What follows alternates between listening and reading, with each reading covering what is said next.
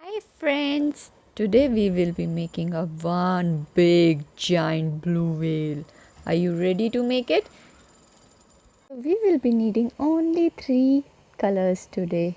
You can take the crayons. I'm taking soft pastel, dark blue, light blue and black. You can do it with two colors also. So first we will start by making the tail of our whale. Here is the first part and now the second part. Now what I will do, we will make a body like a S shape. A big whale. Now fill it half part of it with colors.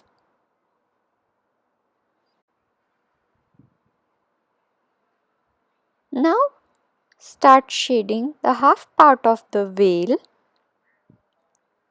and then take the sky blue color or the lighter shade of the blue and make the second half of the body.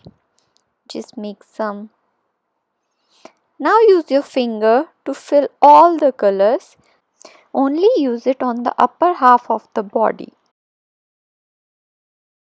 And you can use your finger to make the tail better.